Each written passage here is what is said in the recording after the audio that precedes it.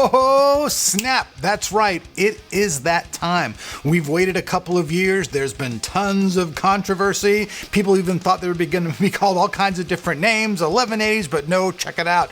It's the 2080, the 2080 Ti. They have arrived. We have a couple of them to show you, as you can see here. I think you guys are going to be pretty exciting. Today we're going to bring you the unboxing, but before we do all that, let's hear a word from today's sponsor, Wondershare, and their PDFelement. Dealing with PDF used to be such a pain. There's no easy way to modify the content on the PDFs or convert the scanned PDFs. But with PDFelement, it's a totally different story. You can easily create, edit, convert, sign, and OCR PDFs to simplify your document task. Work smarter, faster, and easier. Experience PDFelement today. All right, so it's finally here. Now, this particular version is one of the very first aftermarket versions that you're going to see. Most of the other cards that you're going to see are going to be Founders Edition cards. Now, this is the Zotac Gaming Amp Edition card. It's a little bit overclocked. Unfortunately, I won't be able to show you those particular numbers just quite yet. You guys can see the front of the box, not too much there. It just tells you guys that, hey, yes, it's a GeForce RTX 2080. All right. On the back of the box, not too much there. It just has their spectral lighting. It has their Firestone, which is their overclocking software. And then it says VR ready. We'd obviously think this card's VR ready, especially with the price. This particular card, I believe, is about $839. So it's up there in price. So let's go ahead and pop the cap, though. Start taking it out of the box. And then we'll talk about all the specs and stuff as we get it out of there. So we'll sit it down here. Pretty interesting looking so far. Kind of interesting packaging there. I like that. That's kind of interesting. Guess we're going to have to slide this particular thing off of here some more. So let's see if we can slide this out of there. There we go. Kind of interesting there. The protective sleeve is a neat little gleamy thing to it. I'm going to call that gleamy thing. I'm going to go with gleamy thing. All right, we can see right here the box. Nice, nice. All right. Let's go ahead and pull the bottom down. Go ahead and pop the cap here.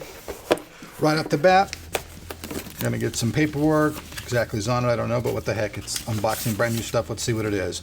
Just Zotac, the quick installation guide. I don't know, just some quick little information about their card. Nothing really, too important to write home to mom about there. Open the box up. So right off the bat, we're gonna see two cables. These are for the older power supplies that have Molex. We see a single 6-pin and a single 8-pin connector. On this particular card, it's recommended that you have a 650 watt power supply, and obviously it's going to take a single 6-pin and a single 8-pin connector to run the card. Let's go ahead and pop the card.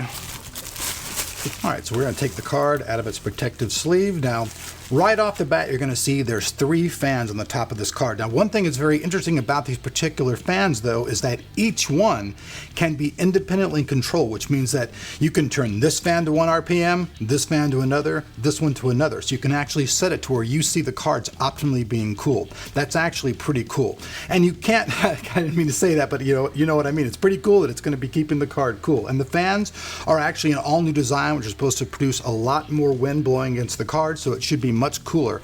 Underneath that, you guys can see the rest of the cooling apparatus.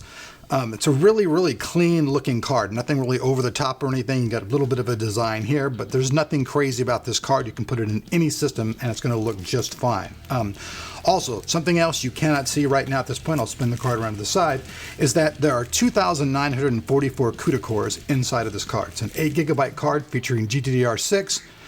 The memory clock in this particular card is 14 gigabits per second, so that's the information there. Right now, they haven't even let us know what the base clock speed is or the overclock stuff. That stuff's so much under NDA now.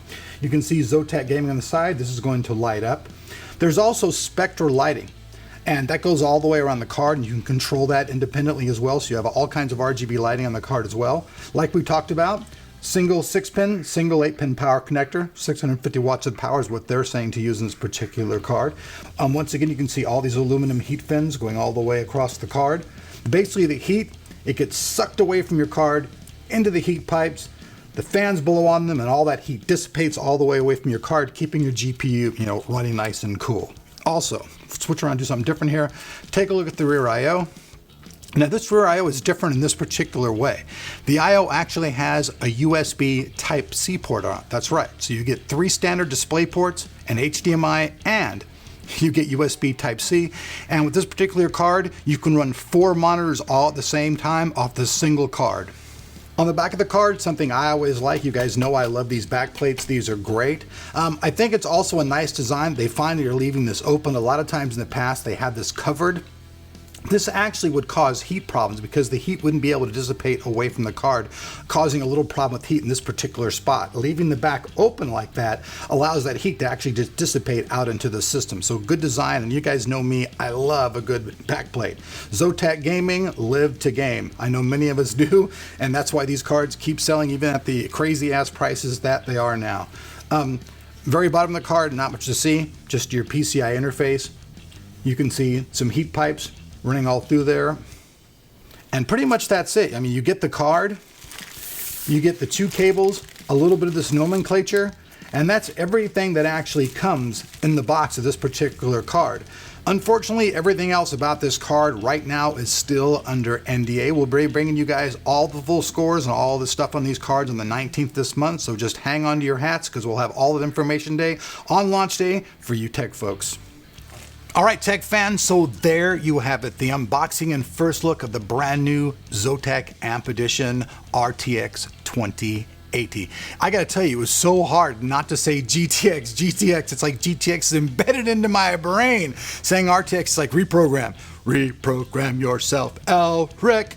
This card is about $839. I know it's pricey. Hopefully, though, it will be in stock, though, so people can actually buy the cards who want to get them. We'll have a link below if you want to check that out. Also, stay tuned to the channel. We have unboxings of these cards as well, the 2080 Ti Founders Edition and the 2080 Founders Edition. And like usual, all of these scores will also be released on launch date. So stay tuned to Tech of Tomorrow for more tech. See ya.